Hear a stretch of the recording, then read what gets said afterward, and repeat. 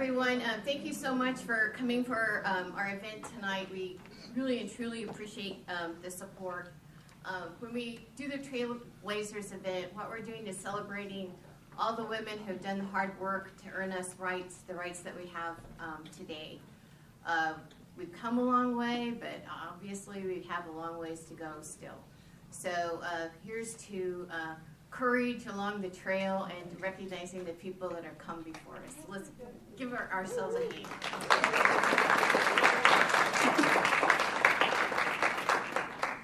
I wanted to make some introductions of women who have been in office or currently in office. We've got Teresa Lohr, who's running for City Council. And Judy Morgan, Representative Judy Morgan is with us. City Councilwoman Melba Curls is here, and Roland Park City Councilwoman Becky Fast is here. Okay, and I also wanted real quickly for our Kansas City board to stand up and just wave. And I wanted to thank you so much for all the work that you guys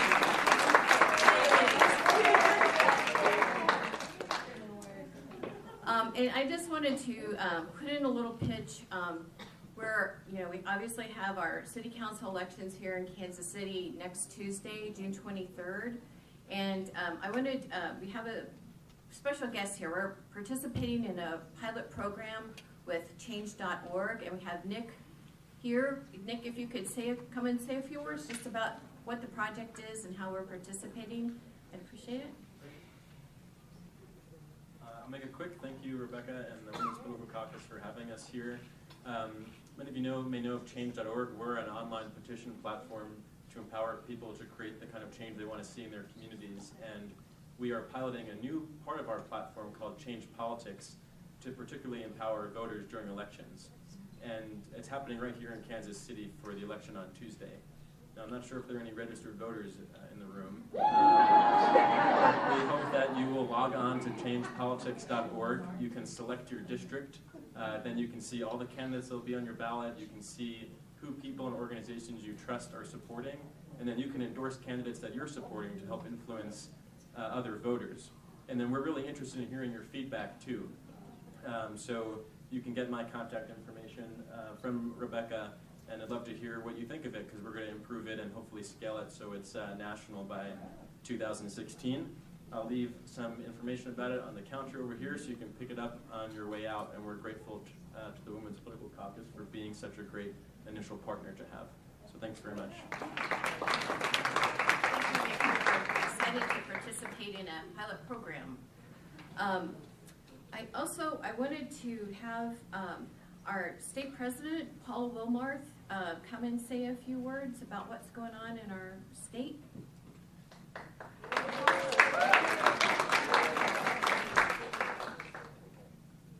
Rebecca, thank you. Thank you all for coming tonight. When we think about the Women's Political Caucus, we have to think about what it was founded on. In 1971, this caucus was founded in New York on the ERA and a woman's right to choose. And that's why we're here. We're here to protect those rights. We're here to fight for those rights and defend them at any cost for us. And that's why you're all here with us tonight. And that's why we do what we do. That's why Rebecca does what she does. And that's why I do what I do. I am the state president of this illustrious caucus. I'm also on the national board, and I do that because I believe that when we serve at every level, we can do the most good. I'd also like to let you know that one of our other national board members is with us tonight, Cheryl Mulhern. Cheryl, would you?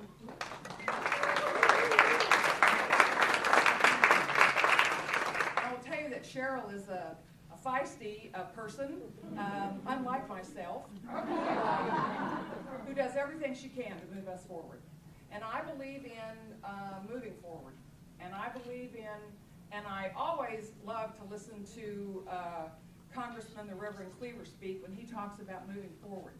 And I say when one of us moves forward, we all move forward. And so everything you can do, do it. It doesn't matter what it is, how big, how small, do it. Move us forward as women. We have so much left to do, and we have to do it, and we're the ones that have to do it. You're the ones that have to do it.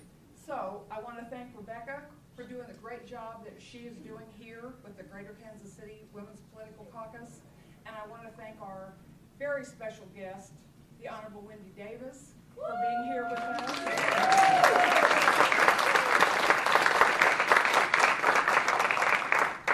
Wendy, I watched you for 11 hours on television. We thank you with all our hearts. Thank you very much.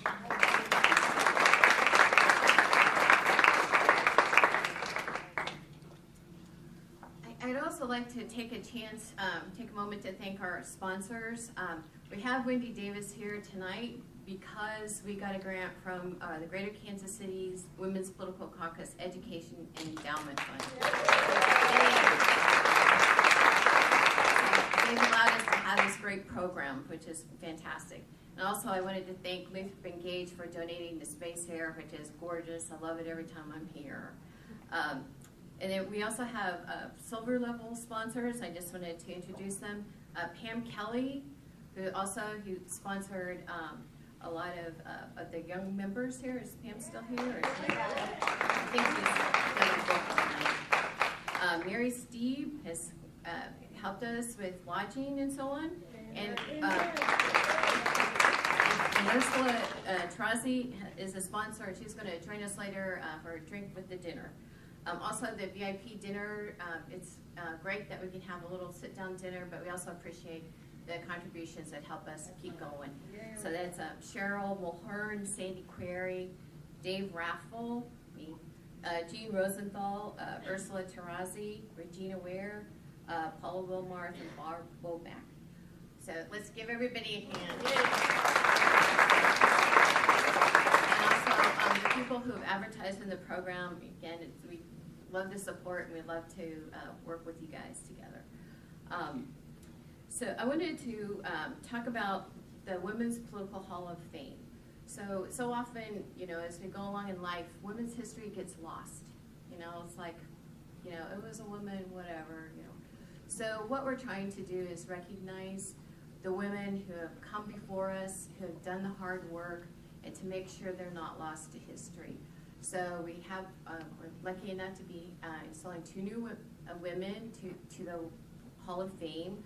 And also on our website, we have a section ready to go. So we're going to start recording the history of the Women's Political Caucus and also our award winners, and in particular, our Hall of Fame winners. So I'd like to have Amber Vasola come up and award for Senator Marcy Francisco.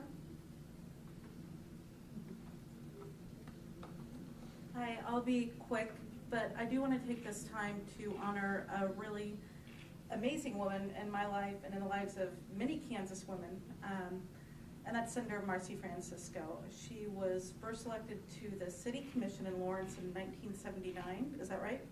So you must have been like 12. And then she served as mayor of Lawrence, I believe it was from 81 to 83, and then she served in the House of Representatives. No, she served in the Senate. She ran in 2004 and was elected in 2005. And she is the first candidate and the only candidate I remember to ever have knocked on my door, personally. And I mean, obviously I was living in Lawrence at the time, but she is still serving. And one quick story about Marcy that really kind of weighs on my heart and made her stand out when I think of why she should be in the Hall of Fame. And that was as I was a rookie lobbyist for the National Organization for Women in Kansas. And it was Sam Brownback's first year in office, and it was pure hell, to say it mildly. And I was sitting in the House gallery, and there was a particularly nasty piece of legislation that was about to go through.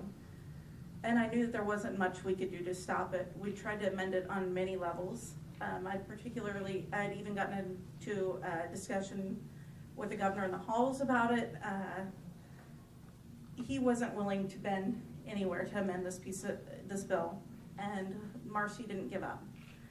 And she had her own Wendy Davis moment, but I saw her for 3 hours stand on the floor and argue a bill until she was in tears against a rookie senator from, I think he's from somewhere in northwestern Kansas. It was Garrett Love. He was 22, I think. And this ignorant kid was sitting there, and she was so graceful and held her composure, and it nearly brought me to tears. I was just like, go Marcy. I was trying to text her, and I couldn't. I realized that she was one of the few I didn't have a cell phone number for. So I was trying to like email her, go Marcy, say this, and I'm like, she's not paying a bit of attention to me. She's up there talking. So anyway, it hit me again when I was driving this year, taking my son to school. I dropped him off, and I was in an argument with NPR. They had no idea. And I hear Marcy's voice come on, and she is talking about this piece of abortion legislation again. And I just had this kind of calmness, and a little tear came to my eye, and I'm not a crier, but I just felt like Marcy's still there fighting.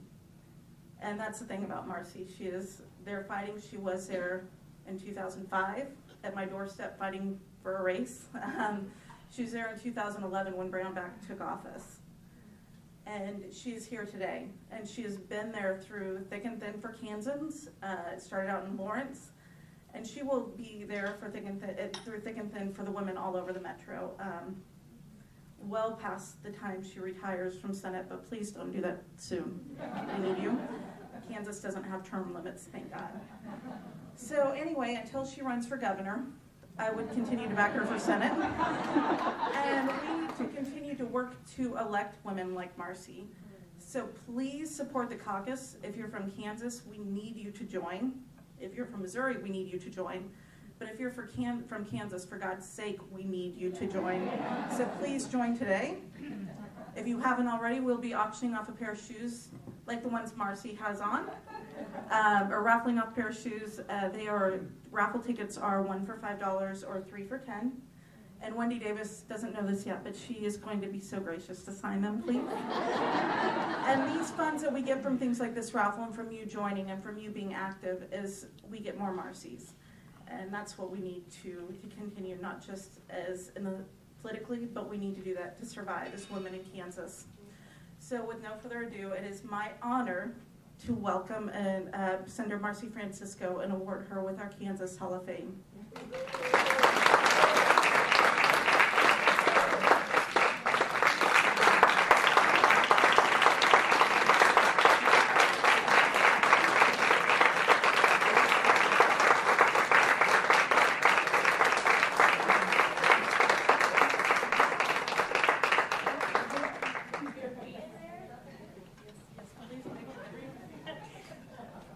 Good evening, and let me make one quick comment. I had served on the city commission for Lawrence, and so once a politician, people think always a politician. And someone had called me up and said, won't you think about running for Senate? But the Senate, in the Senate district, had been sort of passed down from some very good moderates to very good moderates. One of them was Sandy Prager, who served on the insurance commissioner, and she had this seat before I did, turned over to another Republican, and someone said, would you run? And I said, well, I'd run, but I thought, oh, I'm just doing my duty for the party, and when Paul Davis steps down, maybe there'll be a chance that I can join in the House. And I did knock on doors, but it's a struggle to think every day, is this what I should be doing? What can I tell people? You know, what's happening? And a check arrived in the mail. And it was from the Greater Kansas City Women's Political Caucus. And I said, oh my gosh, somebody is watching this race. And these are people that I don't know, and I better step it up. And that's exactly what I did. It just came at the absolutely right time. And I said, other people are counting on me. I have to do the best job that I can. And it made all the difference. And I won by, I think, 50 point, it was like 3-5 on the Tuesday and 8-5 by that Friday for the final count. 4 years later, 64% of the vote.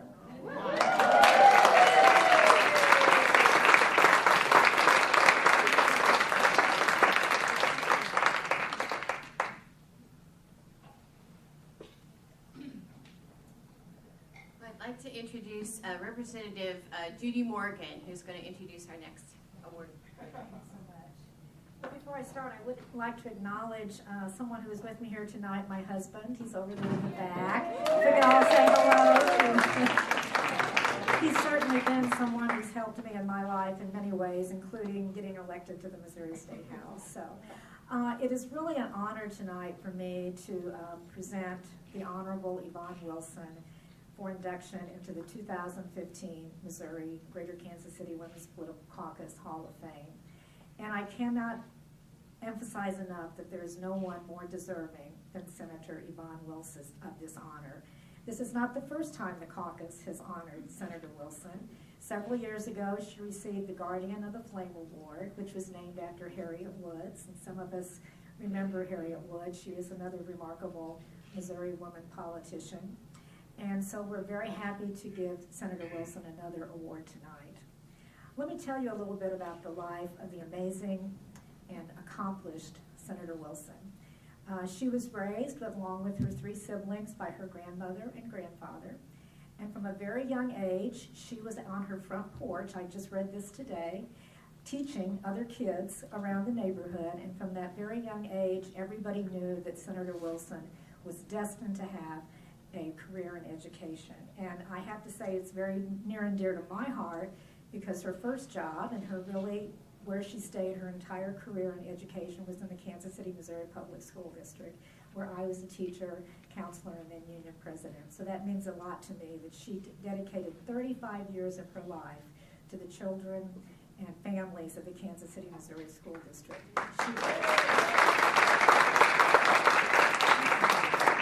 She was a teacher in that district. She was a consultant in that district. She was an elementary school principal in that district. And she finally retired after 35 years in 1985 as the director of elementary education. She had graduated from Lincoln University and got her first job in the Kansas City School District after graduating from Lincoln. Years later in her life, she was actually given an honorary doctorate degree from Lincoln University in humanities. So I think that's just another accomplishment that I found out today.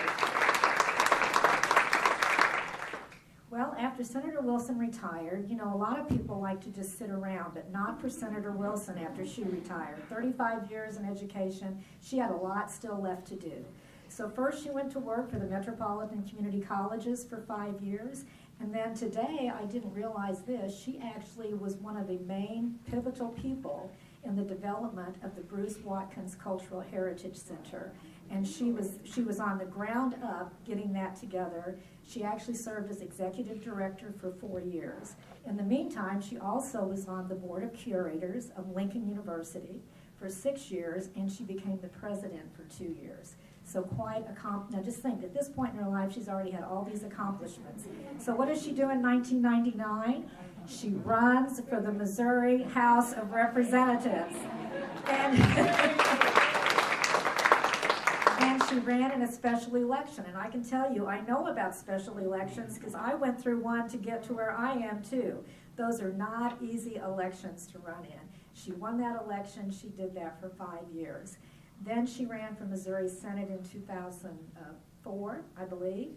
She followed 2 other really great senators from that district, Senator Mary Groves Bland, who has also been awarded honors from our caucus, and Senator Phil Curls, who is the husband of our wonderful city council woman, Melba Curls. So she fought, and she did as good a job as they did in that role as senator. She has sponsored some really important legislation, and she's gotten some bills across the finish line too. Being a teacher, one of the things I really appreciated she sponsored was adding cyberbullying to the anti-bullying policies in the state of Missouri. That was at a point when the cyberbullying was just picking up. It was not mentioned in those anti-bullying policies. She got that added to those policies. She also, although we don't have this across the finish line yet, she was one of a few senators who actually co-sponsored the bill, we call it MONA, that would stop the discrimination in housing and jobs and public accommodations based on sexual orientation. One of these days we'll get that passed. But she was there at the forefront fighting for that issue, just like she's been at the forefront of fighting for all the right issues that we care about. And she also, I didn't know about this till today, but she was the person who put through a bill to stop covenants. There were still some covenants left on the legislative books that allowed discrimination against African Americans and Jews in housing. And Senator Wilson is the one who got that off the books in the state of Missouri.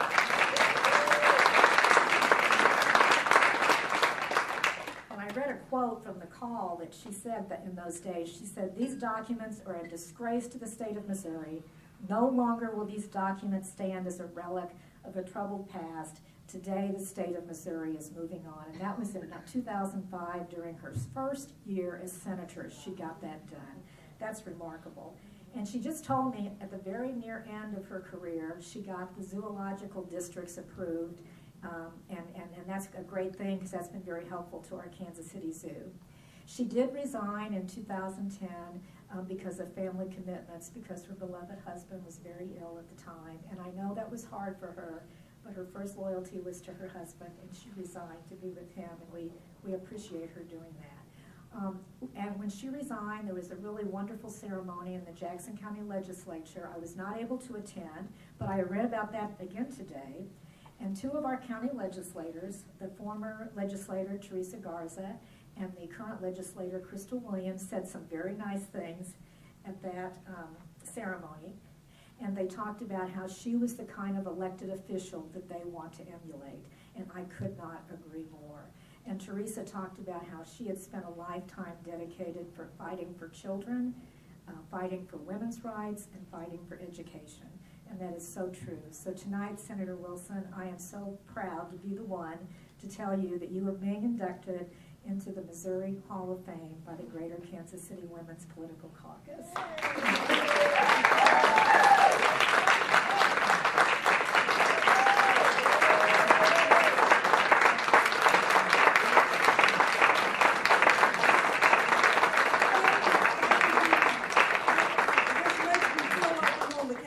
Trail again.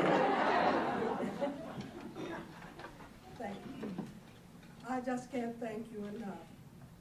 You know, it's tough being a senator, and to the senator who just received the award, you understand what it's like. But I had no intention whatsoever to going into politics. It was my husband who pretty much tricked me because I had just retired. He was at a political meeting, called and said, "We need you to go down to the county in the morning and just sign some papers, and somebody will meet you and they'll pay your fee, and you." And I said, "Now listen, you know, I don't like political stuff. You know, my grandmother told me that the two worst folks were lawyers and politicians. And I just retired, and I am not going to." He said, "You're just going to hold that spot for us." So I went down that next morning reluctantly. Nobody came to pay the fee. I paid the fee, went to the meeting to collect my money. They didn't reimburse me. I sat there and I listened.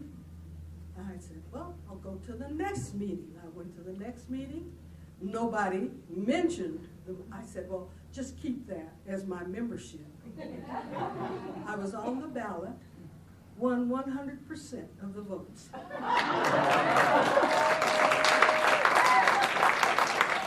I was stuck. But my grandmother had passed.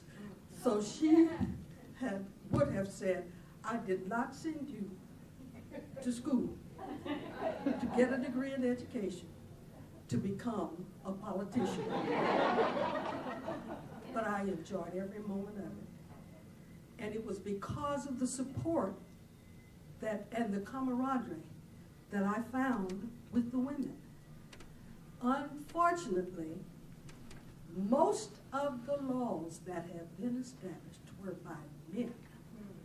Those were laws that affected us. When I talked with my husband, of course, he supported me all the way through the whole political process.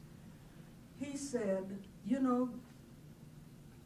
every matter or everything that's done, a woman knows it because she lives it. In our household, every issue, and when I run into people who say, oh, I don't fool with the political stuff, I told them, your whole life is politics. The water you drink, everything. You can't name anything that is not affected politically. I thank you for this award, and I thank you, women, for being strong and supportive and helping us through this very difficult process. Thank you.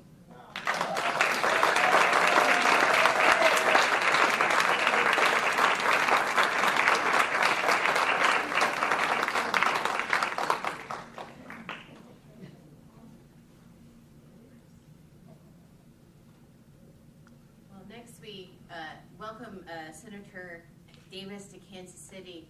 I was going to say to her, Kansas City is the land of President Truman, Senator McCaskill, Congressman Cleaver, high humidity, and bad hair days. Maybe that's just me. At any rate, I'd love to welcome Diane Cleaver, who's been a community activist for over 30 years and is currently working with the name is the Urban Neighborhood Institute, which is a collaboration, this is very important, of government entities, nonprofit entities, community activists, and the whole community to try to work on the east side of Kansas City to get it thriving. So please welcome Diane Cleaver.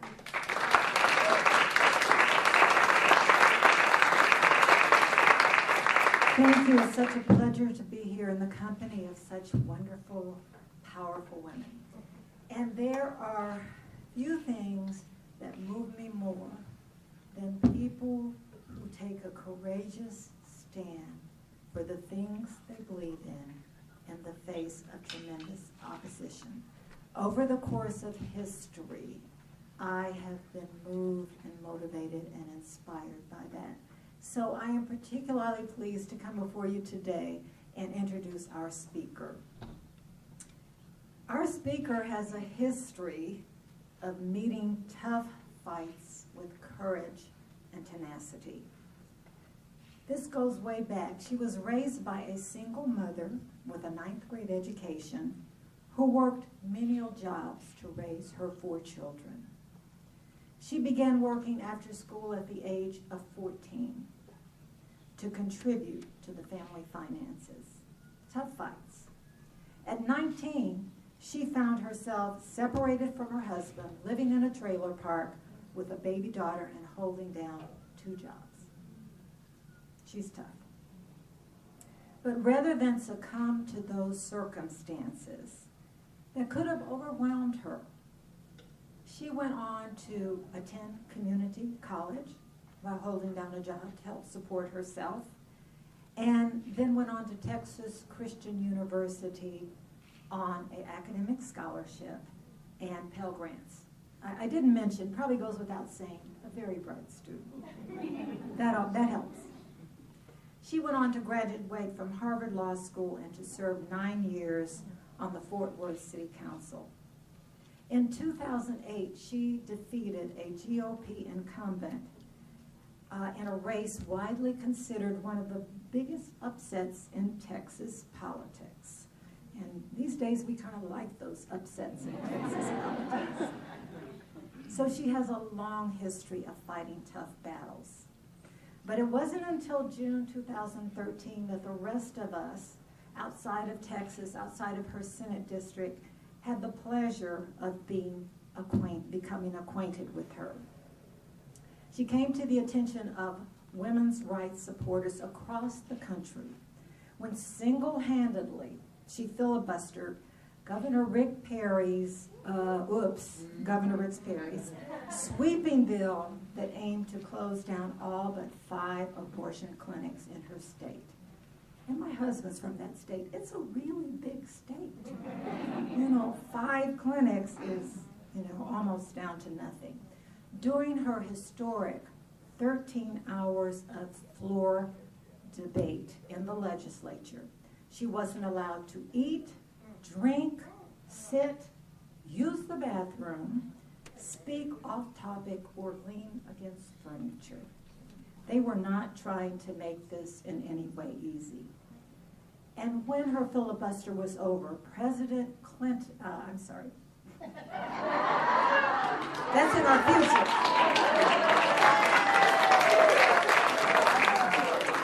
President Obama tweeted support to his millions of Twitter followers about our speaker with her pink tennis shoes. And she became a household name. She was the first Democrat in decades to make a serious run for the governor of Texas.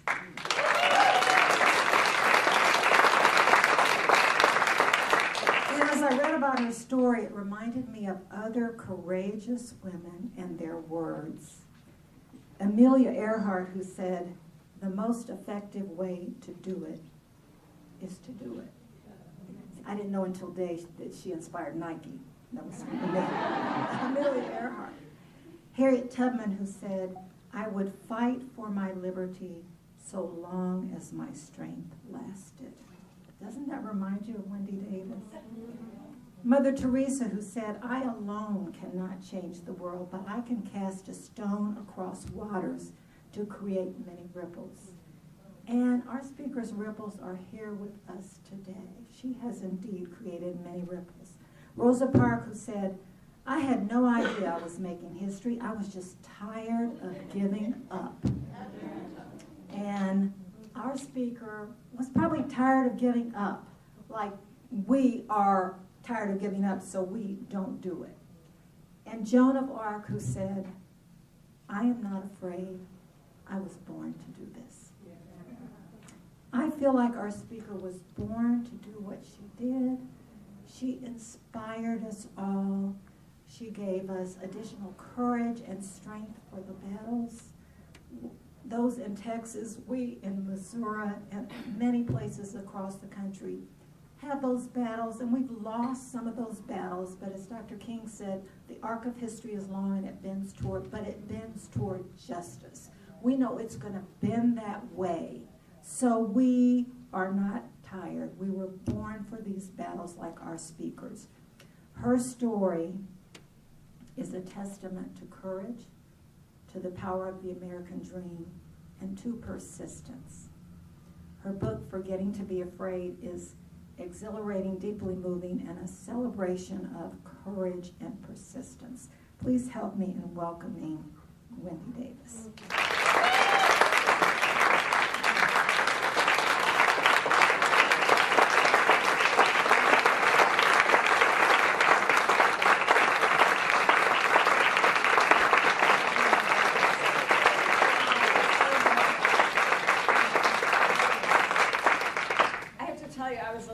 Tired when I was flying here today, and I feel so restored being with all of you, listening to the incredible stories of these 2 wonderful senators that have represented and continue to represent your interests here, meeting so many of the people that I met tonight, those who are in elected office, those who have had the courage to step up and run for office even if they didn't succeed, a city council candidate who has her name on the ballot right now, young women who not only are interested in perhaps pursuing a political career for themselves, but are working to make sure that even younger women are inspired to think about themselves potentially holding office one day.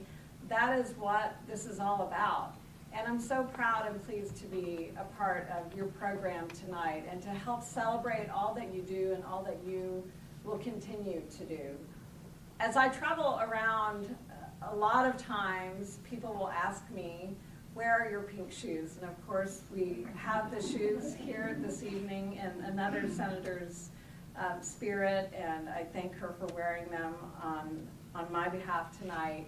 But when I'm asked that, it really got me thinking about that, about our shoes and those that we've been in and those that others are in. And I wrote my remarks tonight in the spirit of thinking about that.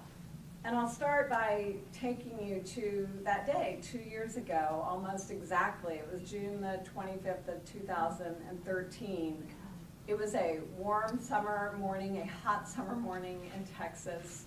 And very early that morning, I found myself laying back on my bed, clenching a pillow over my face as a young woman doctor inserted a catheter into my bladder.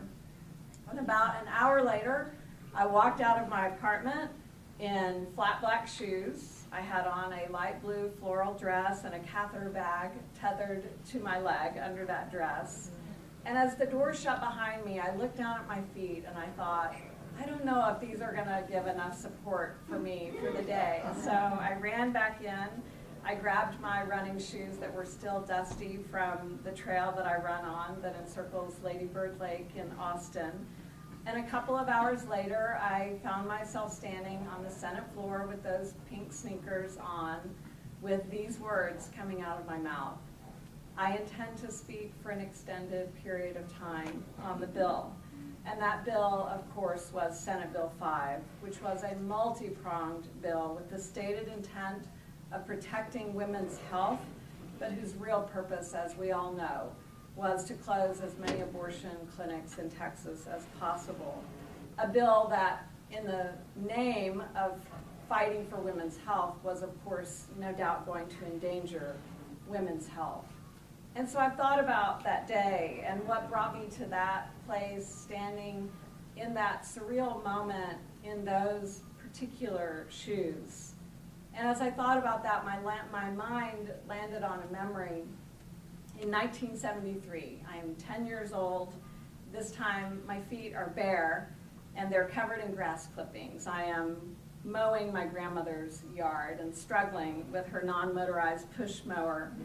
Inside the kitchen, she glances out at me, shaking her head at the haphazard rows that I am creating. She is and had always been a perfectionist, and she was not amused.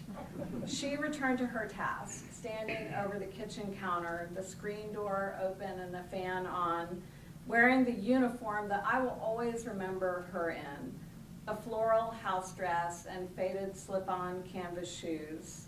She had sweat pouring down her face and back, her long black hair pulled up tight behind her, working rhythmically with the pressure cooker hissing behind her. She is engrossed in a task that she had repeated for as long as she could remember, preparing jars to can vegetables that she has coaxed from her own garden. 6 decades earlier, in an old leather lace-up pair of her mother's low-heeled, sturdy shoes, she, a 6th grade educated 15-year-old, and my grandfather, a 4th grade educated 17-year-old, traveled by horse and wagon across the Texas Panhandle. They were returning from Arkansas, where they had gone to marry when my grandmother was only 13. And in her arms was her firstborn son, my Uncle Will. From there, she and my grandfather would travel from place to place, finding work as tenant farmers where they could. Approximately 10 years and 6 children later, my mother, the first of her only 2 daughters, would be born, the 7th of 14 children. And before long, and because she was the only girl at the time, my mother's days would be filled with the responsibility of keeping house in what was almost always a 2-room home. Standing in hand-me-down, faded, worn shoes of one of her older brothers, she would scrub clean their denim overalls. She would stand for hours and hours over the washboard, the ironing board, the kitchen stove, the butter churn. That would fill most of what my grandmother, my mother, and her sister, who came along, number 12 of the bunch, would ever know. And when my mother became a single parent after my parents separated and she became the sole financial support to her 4 children, she entered the outside workforce for only the 2nd time in her life.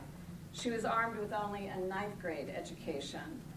To this day, some of my most vivid memories of her are her in that orange and white polyester uniform that was her Brahms ice cream and dairy store attire, and her shoes, always those white orthopedic comfort shoes. In them, she would stand for hours, scooping ice cream, flipping burgers, mopping floors, taking inventory. And late at night when she would come home, she would shed them, put her swollen feet up on the sofa, knowing that the next day and the next and for as many days after that she could envision, this would be her life. So these remarkable women, my grandmother and my mother, like so many grandmothers and mothers in this country today, slipped on or laced up their shoes fixed on a singular goal, to create a better life for their children than the one that they each had. That was the promise of the eras in which they grew up. If you work hard today, your tomorrow, and certainly your children's tomorrow, can be better than your yesterday. Last summer, I was privileged to hear the first President Clinton speak as part of the celebration of the 50th anniversary of the passage of the Civil Rights Act. He lamented that for the first time in many generations, there are millions of Americans who are not working for the promise of a better tomorrow. In fact, though they are working more hours and harder than ever before, they are struggling just to keep their heads above water. When I was a young, scared 19-year-old mom raising Amber on my own, though I had many dark days, and some literally dark because I would come home to find my electricity had been turned off, I knew that once I put my feet on the path of education, if I worked hard, I could create a better life for myself and for her.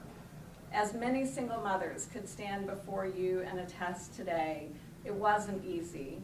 And as Diane said, I worked a full and part-time jobs while going to school, but I was privileged compared to so many young women today, because my feet at that time had the possibility of stepping up one rung of the ladder after another. I was afforded some very important things that made that possible for me. Quality child care from a friend, affordable tuition at my community college, and health care and family planning services from a Planned Parenthood clinic near my home. That clinic was the only health care that I had for several years, and it made it possible for me to prevent another unplanned pregnancy, which would have completely derailed my opportunity for a better tomorrow. After 2 years in community college and while still working 2 jobs, wearing the only pair of high heels that I owned that had the nails protruding through the heels, I clickety-clacked very proudly down a corridor at TCU on my way to an 8 a.m. English class. And even with the teasing of my professor, who would tell me that he always knew it was me coming from the sound of those shoes, I felt the pride of knowing that I was on my way up. 7 years later, remarried, and with my 10-year-old and 4-year-old daughters at my side, I walked across the stage at Harvard Law School to accept my diploma, this time wearing a new pair of pumps. And later, as Diane said, I went on to serve 9 years on the Fort Worth City Council and 6 years in the Texas Senate. If my grandmother could only see what her hard work had made possible for me. And of course, now I wear better shoes than she ever could have dreamed of owning. But I cannot help but remember what it was like to wear all of the others. Nor can I help forget those that my mother and my grandmother wore. Today, there are millions of American women who are working as hard as they can to create a brighter future for themselves and their children, but they are trapped in the quicksand of poverty, working 2 or 3 low-wage jobs to scrape by. And because wage increases haven't nearly kept up with inflation, the dollars that they earn today go even less far than those that I was earning in the 1980s. Affordable quality child care is almost an oxymoron in this country today. In more states than not, child care is more expensive than college tuitions are.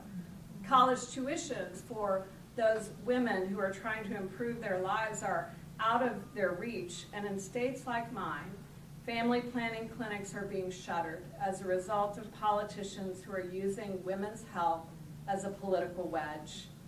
In 2011 alone, an estimated 180,000 Texas women lost their only access to health care when over 70 family planning centers, not abortion clinics, were closed as a result of the legislature's decreed war on Planned Parenthood and a subsequent wholesale withdrawal of family planning and preventive care funding.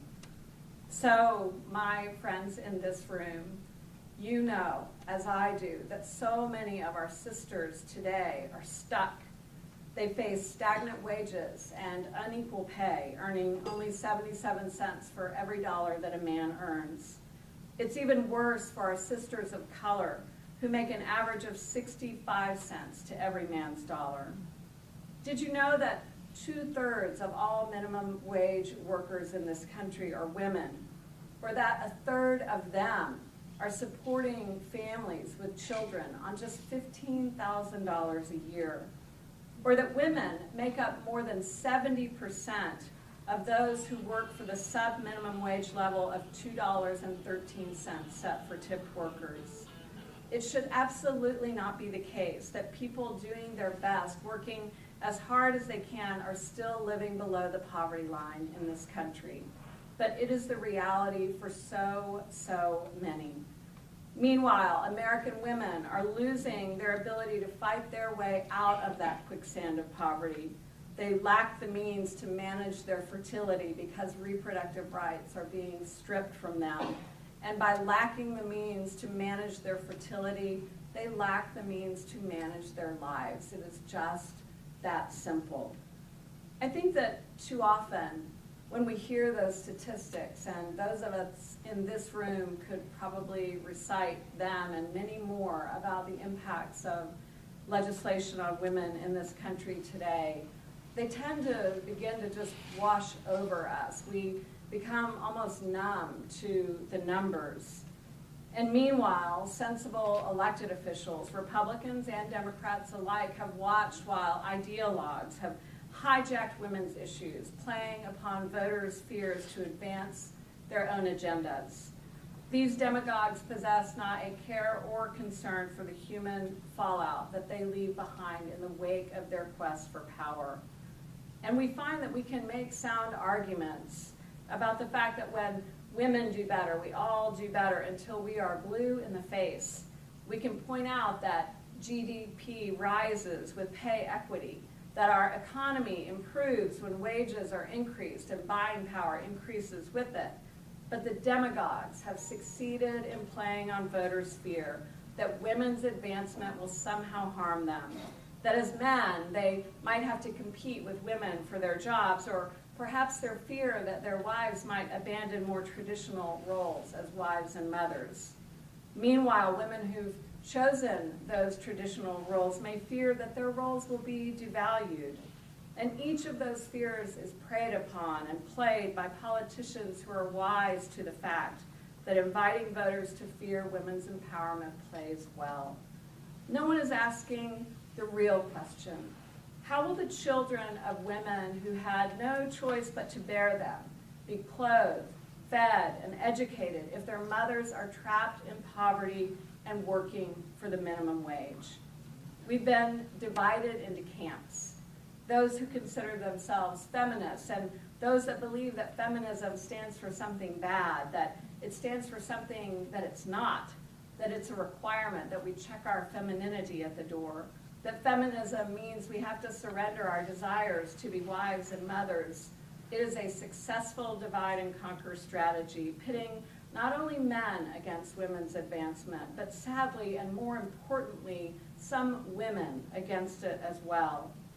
So I have to ask, what might happen if we, as women, woke up to the reality that we are only as strong as the opportunities that are available to our sisters. If we fought alongside each other regardless of political perspectives or stations in life, understanding our shared stake in each other's advancement. If working women celebrated those women who have chosen to stay home and cared for their children. If stay-at-home moms cheered those women who are putting cracks into the glass ceiling. If we tried to view these issues through each other's perspectives. If we figuratively tried on each other's shoes. On the day of the filibuster, fearing that we were going to run out of personal testimonies to read, my staff put out a call on social media asking for more. And within hours, we had received over 16,000 stories, and behind each of them, 16,000 women, each asking that we consider the impact of the decision that we were making, not just on her, but on all the women who would one day stand in the shoes that she had once found herself in. Those human stories resonated. They were a wake-up call to Texans and beyond about the costs that women bear when politics tramples sound policymaking. Somewhere in America today, someone's daughter, a 15-year-old woman wearing a dingy pair of sneakers that have long since ceased to be white, will double knot their gray laces knowing that she'll be running around all day. She'll rise before daybreak. She will feed and dress her months-old baby son. She'll rush down the street just in time to climb aboard a bus, lugging her baby, the stroller, and her backpack. She'll get off the bus, drop her child at daycare, and then she'll run to catch a second bus that'll take her to her Dropout Recovery High School. In the evening, she'll do the whole thing in reverse, day after day after day, because she knows that getting an education is her only hope for a better life for her and her son. Somewhere in America today, someone's mother, wearing black orthopedic shoes and the uniform issued by her employer, will be clearing the dishes from the dinner table tonight where her children are bent over their homework. In a little while, she'll climb in her car and she'll tense up while she prays that the motor will catch and start in her old 15-year-old car. She's on her way to her nighttime waitressing job at a 24-hour diner where she'll work for a guaranteed $2.13 an hour and hope for a better night of tips than the one she had previously. And she will put up with a lot for that to happen, even the occasional customer who treats her as though she's an item on the menu. And when her shift is over, she will return home to her sleeping children. It will be her turn now at the kitchen table as she bends over a stack of bills, trying to figure out how she'll pay them. Somewhere in America, someone's sister, an 18-year-old young woman, her heart filled with dreams of attending college, wearing no shoes, her bare feet up in the stirrups of a gynecological table, will listen as a doctor glides a sonogram wand across her tummy. She'll avert her eyes from the monitor, but she cannot tune out the sound of the doctor's voice methodically describing, as required by law, the development of fetal limbs, heart, and skull. And when the doctor finishes, the young woman will dress, putting on a pair of sandals before heading home to wait out the prerequisites of the law until she can come back the next day or the next and follow through with a decision that she had long since weighed and made. So my fellow sisters, we of course have been witness and participants in a long, slow climb to assure that women are equipped to choose the path that is best for them and to have the tools to succeed in their journey. But we find ourselves slipping back down the hill that we all worked so hard to climb. There is hope, though. I truly believe there is, if only we will work to identify with each other's struggles. A few weeks ago, I was privileged to hear two women give testimony to the power that we gain when we set aside our differences and we see each other through the lenses of our shared experiences. Robbie Damlin and Bushra Awad are unlikely friends. They are mothers on opposite sides of a bitter conflict between their respective homes of Israel and Palestine, and they both have lost sons to that conflict. In their shared grief, they forged an amazing friendship, one which gave them the resolve to turn their private tragedies into a force for change. When I heard them speak at the Women in the World conference, I couldn't help but notice their footwear. Each was wearing black and white high-top tennis shoes, the uniform attire of members in the Parents Circle Families Forum, an organization of over 600 Palestinian and Israeli families that have lost a loved one to the conflict. Their shoes, a recognition that despite their vast cultural differences and warring factions, they share a common bond. They are now literally wearing each other's shoes. And of course, they symbolize the power that comes from recognizing our shared humanity, and we can all learn from their example. They remind me of another great lady that I admire. She stands atop the Texas Capitol. It is a statue, actually, of a woman. In her right hand, she holds a sword lowered, and in her left hand, she raises a lone star proudly above her. She is called the Goddess of Liberty. She is porcelain white, her eyes are large, and they reflect a steely resolve. And late at night, you can look up at the Goddess of Liberty and see her illuminated high above the Capitol dome. Through the wind and rain and brutal Texas heat, the Goddess of Liberty continues to stand. She stands for freedom and wisdom and justice. She is a symbol of everything that I was fighting for on that June day when I stood those many hours. Freedom and justice for women and the wisdom of lawmakers to stop using women's bodies as pawns in their political games. Appropriately and beautifully, it was not me that carried that filibuster past the midnight deadline. It was the thousands of people, women and men who were there, who'd had their own personal experiences that they wanted to share, who had listened as I read the heart-wrenching personal stories of so many women and their families on the floor that day. And there they were, demanding to be heard. And when their voices were artificially silenced through the parliamentary maneuverings that they saw occur that day, they rose. Like the Goddess of Liberty with that lone star raised above her head, they stood for something, for themselves, for each other, for women that they have never met nor will ever know. And for at least a moment, they understood their own power. That power is in each and every one of us. The power to place ourselves in each other's shoes. The power to unite each with the other toward the common cause of seeing and understanding each other, bound by our shared human experiences of joy and triumph, of failure and sorrow. So, if I could leave anything with you tonight, it would be to encourage you to tap in and hold on to and use that power with everything that you've got. To take moments where we find disappointment in what's happening in the political arena and to take the energy that comes from that and forge ahead and fight for the things that we know are right. We need to use that power in our conversations with other people, in our donations to candidates and to causes, and of course in the most important place that we speak of all, the ballot box.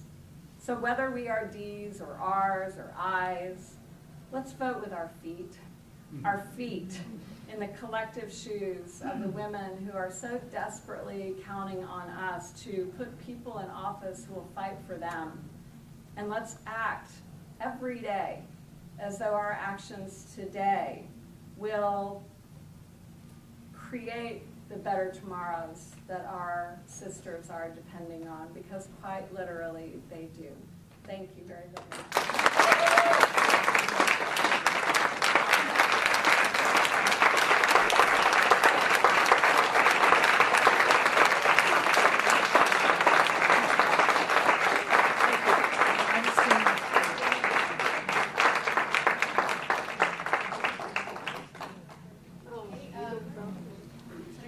we'll take a couple of questions if you would like to ask anything. Right off the bat, you will be on the Hillary campaign, right? I am definitely going to help in any way I can. I sure am. Thank you. I'd be proud to do that. What was the most difficult thing about your 13-hour filibuster?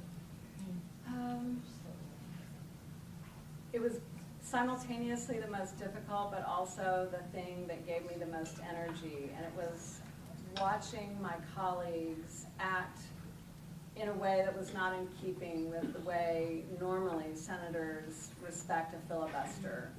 In Texas, because a filibuster is truly a filibuster, it's a revered tradition.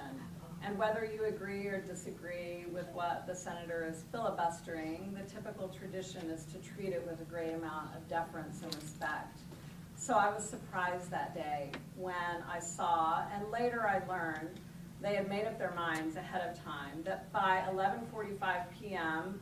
they were going to have brought the filibuster to an end so they could call up an important transportation bill that needed to pass, one which we offered to come before the filibuster so that we could move it off the floor, in which they rejected. But I noticed as I was speaking that senators were taking turns watching me, that they'd assigned certain periods of time that were their period to be watching, whether I touched my desk or did anything in any way that they could call some sort of a strike against. And it was so disappointing to see the strikes that were called. They were absurd. I had 2 germaneness strikes, one for talking about the prior session when so much money was removed from family planning, which of course played into why it was so important to assure the continued opportunity for women to access abortion facilities. And then one when I talked about the 24-hour waiting period, the sonogram bill that had gone into place in the prior session, and the cumulative impact on women of that law added together with the laws that were being considered that day. That was completely out of the tradition, as I said, of the Senate. And it angered me so much to see that that was happening as the day wore on, that it really helped me put my head down and stay razor focused in what I was doing, and honestly to forget about the clock and forget about everything that was going on around me and to just keep going. And of course I couldn't help but be inspired by all of the people that were there. And the remarkable thing that occurred throughout the day, I had no way of knowing, of course, that anyone outside of our Capitol grounds was watching. But I did know that something extraordinary was happening in the Capitol itself, because I could literally feel it coming to life underneath my feet, just roaring from time to time and then subsiding. And I knew that I certainly was not alone that day. It was wonderful to know that.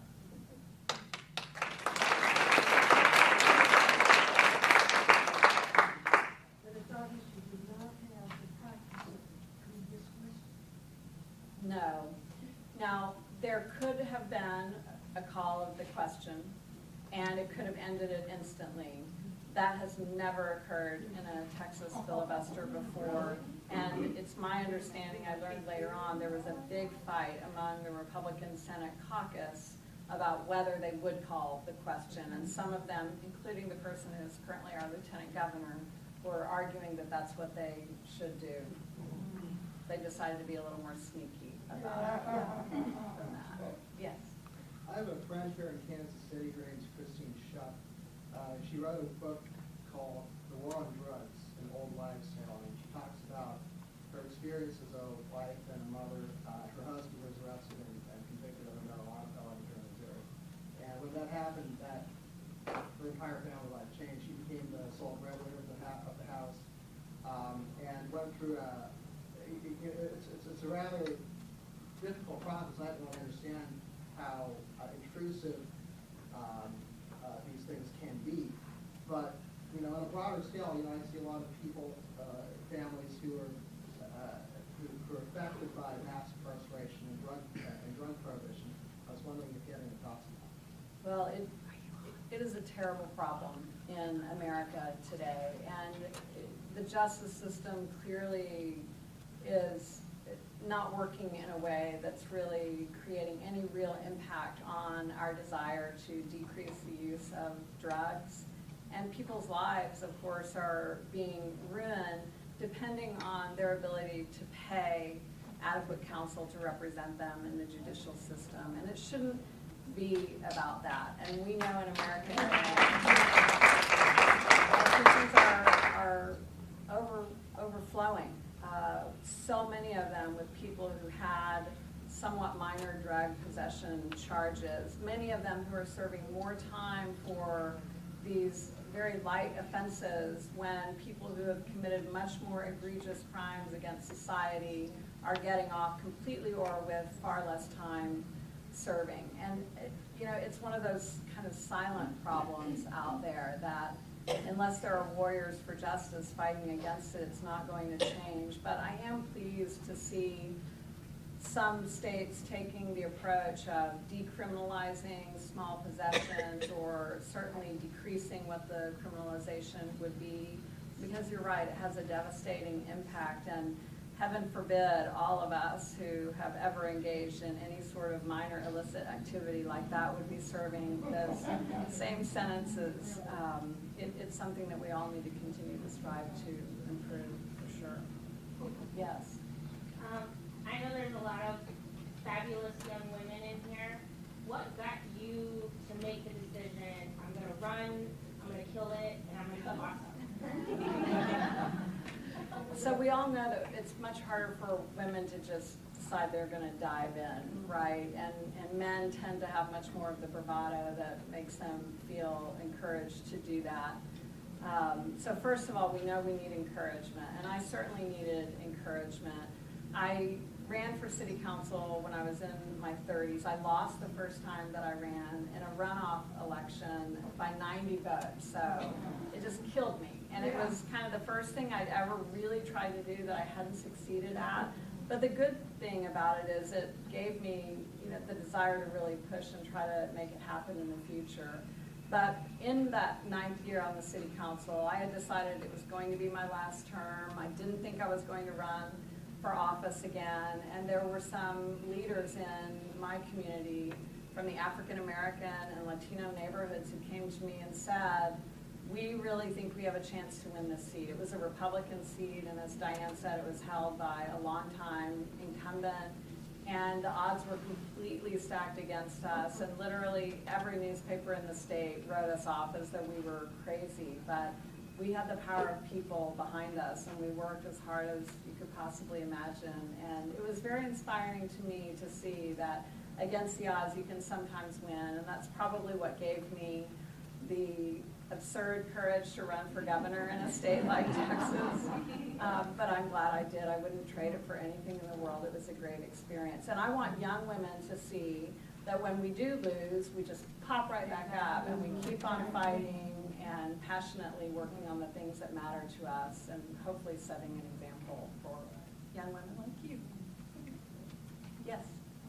So I have a follow-up question. Do you think you'll run again for federal, state, or local office? I might. I certainly would be honored if that privilege opened up again for me, but I'm working right now on starting a national women's initiative to take my passion for public service and direct it in a different way. I know you don't have to hold office to be impactful. Certainly so many people in this room could tell that story, and I'm inspired by the senator's ever-changing life that she lived and all the different careers that she managed in her time. So who knows what the road holds ahead, but I have learned in my life that if I'm working on something I really care about, it leads to the place I'm supposed to go. So I'll just be open to that. Well, if you do, please send us all an invite to your first fundraiser. Will this presentation be available to those who were not able to come tonight? Yes, behind you, someone's taping it actually, so I think they were going to make it available. Yeah. Perfect. I think something wrong when I ran. One thing that I was so prepared to answer was, what are you going to do this time? Oh, yes. I got asked that all the time. The funny thing is, I never got asked it. Really? It might be because I've been a single mom for so long, but my married friends that I've said, what do you do with your kids? What about them? Is there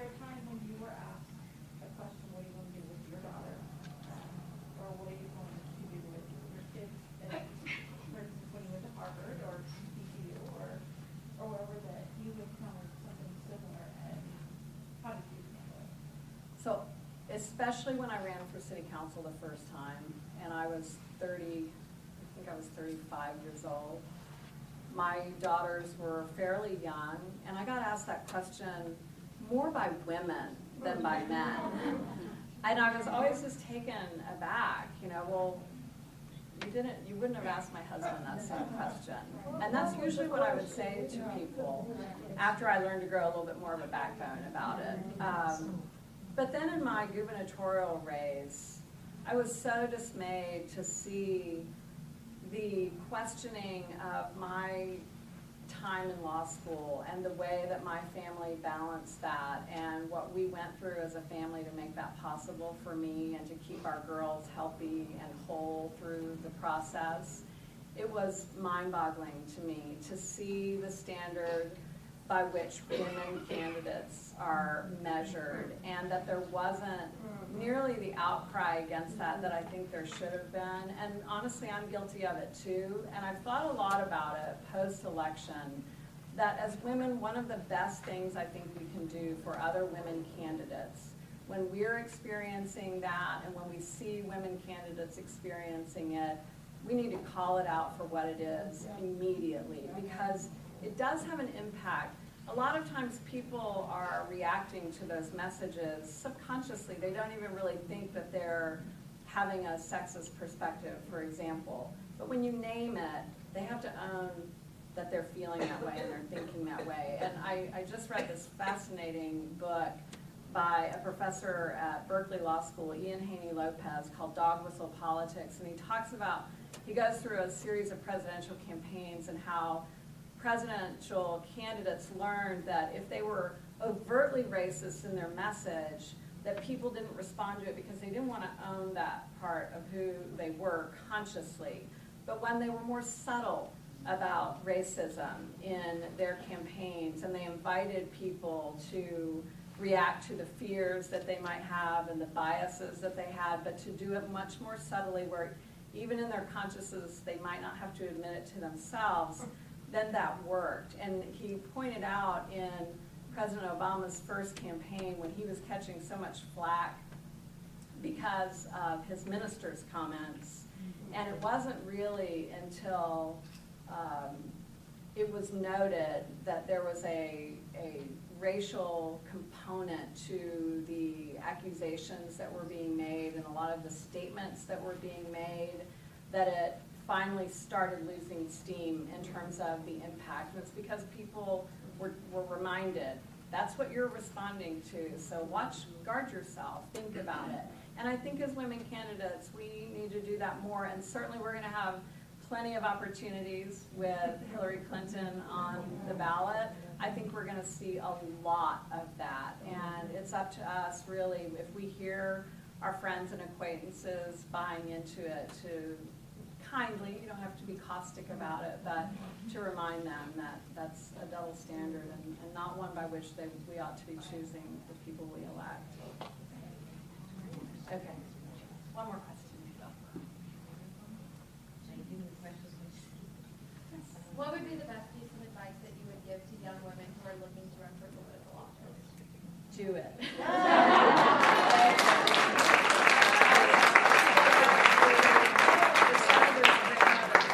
Statement, right? Just do it.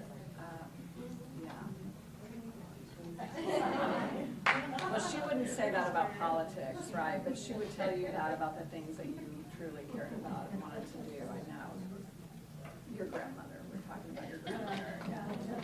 But look for women role models. We need more and more of them, obviously, but don't for a moment doubt that you have absolutely as much going for you and as much capacity and capability to be a good public servant. And in fact, you have more, because we have so few women who are actually representing us at every level of government. The percentage, of course, doesn't anywhere near match the percentage of who we are in this country. And as a consequence of that, the kinds of things that are happening right now will keep happening until we have women who understand the real world impacts of these decisions are there to fight to make sure they don't happen. Thank you very much.